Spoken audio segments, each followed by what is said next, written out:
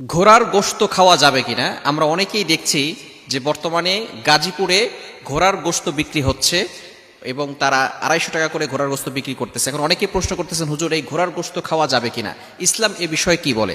নবীজি সাল্লাল্লাহু আলাইহি সাল্লাম প্রাথমিক পর্যায়ে ঘোড়ার গোশতকে নিষেধ করেছেন।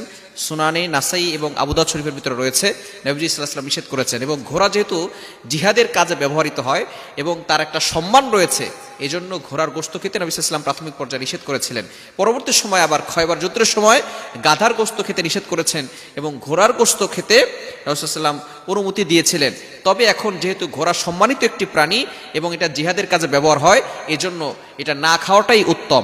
তবে এখন কেউ যদি এটা খায়, এবং যেহেতু বাংলাদেশে ঘোড়ার জিহাদের জন্য কাজে ব্যবহার হয় না, তবে অনেক পুলিশের কেন্দ্রীয় অফিসে এবং কেন্দ্রীয় জায়গাগুলোতে ঘোড়া পাওয়া যায় এবং এখনও অনেক জায়গায় এটা সম্মানিত একটা প্রাণী, এজন্য এটা না খাওয়াটাই উত্তম।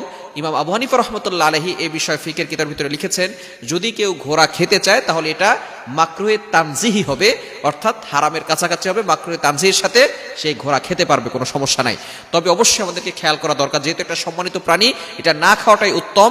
এবং আমরা সবসময় প্রত্যেকটা জিনিস হালাল খাওয়ার চেষ্টা করব এবং হালাল অন্বেষণ করার চেষ্টা করব, হালাল রিজিকের ব্যবস্থা করার জন্য আল্লাহর কাছে দোয়া